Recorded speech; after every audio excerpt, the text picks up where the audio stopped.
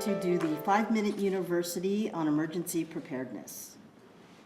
So over a decade of learning, we've had over 5 SNS coordinators, trained almost 2,000 people, have done a lot of exercises, drive-throughs, militaries, door-to-doors, did exercises with the IRS, who does have the best paperwork. The first tip I have is to try to keep it interesting. We use avatars and Second Life because people actually want to come to your exercises and they want to be entertained.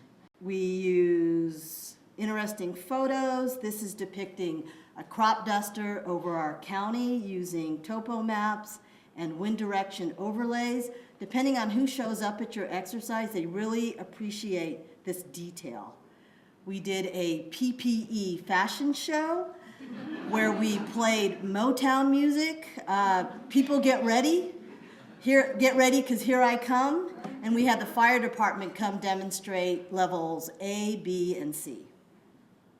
Which would you rather see, a PPE fashion show or have me read this? I think the first decade of my tenure with public health, I used to do presentations that look like that. And people just aren't that interested in it.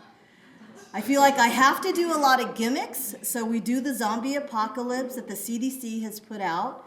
We tested our alert notification and blended it with a infectious disease scenario. We got a lot of people coming.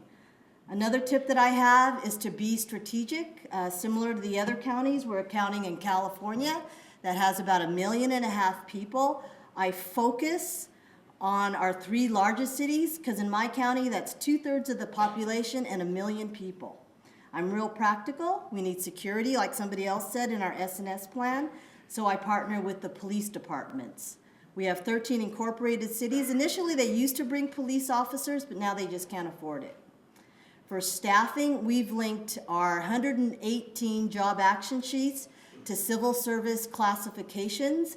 We have over 8,000 disaster service workers in our county, and when we make the resource request, it's a lot easier to get what you need.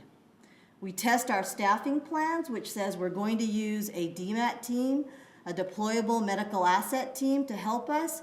So we partnered with them, I think in about 2006. They ran a pod for us. We had them flown in. We also have a military installation that trains about 12,000 reservists in our county. They bring a lot of assets. They have mobile field hospitals and can make about 1,200 meals in a couple of hours. And we don't want to forget about the Coast Guard. It took us 2 years to get a signed MOU with the Coast Guard. I only have 2 MOUs. One's with 211. But they bring a lot of resources, including President Obama's wife. We did vaccination clinics at BART, which is very similar to MARTA. They have a daily ridership of 370,000 riders a day, and we did 3 vaccinations between 3 to 6 p.m. during H1N1, which was huge. People thought it was a little strange, but they actually came and got vaccinated. So you just got to think out of the box.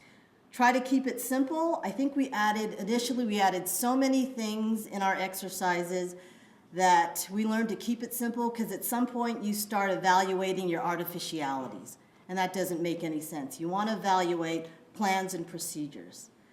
I am the video queen now. I have executive produced about 20 videos, and they really, really help standardize your training. Not all of my 5 SNS coordinators were good presenters, so it really helps. So you can see here, this is how we trained about 150 people all at once. I think our SNS coordinator at that time had started a month before. So it really standardizes your training. We've got closed caption for the hearing impaired. And we exercise often. Last month I did a search and rescue team that had never seen a pod. In 2 hours they did setup, logistics, operations, debriefing, and ran 2 cycles of pods.